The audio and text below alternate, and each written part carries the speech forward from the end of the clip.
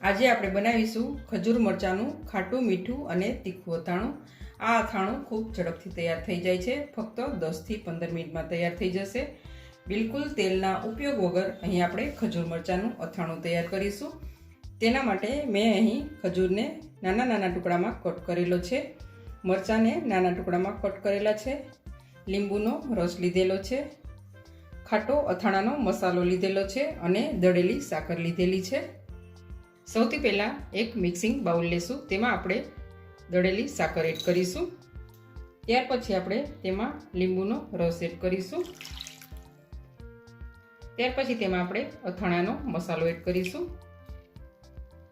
સૌથી પહેલાં બધી સામગ્રીને મિક્સ કરી લઈશું। ત્યાર પછી તેમાં કટ કરીને રાખેલા લાલ મરચાં એડ કરીશું। કટ કરીને રાખેલા ખજૂરના ટુકડા એડ કરીશું।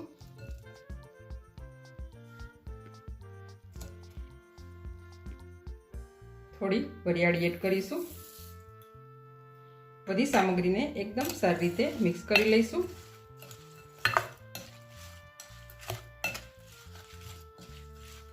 આ ખજૂર મરચાંના અથાણાને તમે 1 થી 2 મહિના માટે ફ્રીજમાં સ્ટોર કરીને રાખી શકો છો। ખાવામાં ખૂબ જ ટેસ્ટી આ અથાણું એકદમ બનીને તૈયાર થઈ ગયું છે। આ અથાણાને 1 થી 2 દિવસ માટે ઢાંકીને રાખી દેવાનું, વચ્ચે વચ્ચે તમારે ચલાવતા રહેવાનું। તો તૈયાર છે અહીં આપણું ટેસ્ટી એવું ખજૂર મરચાંનું અથાણું।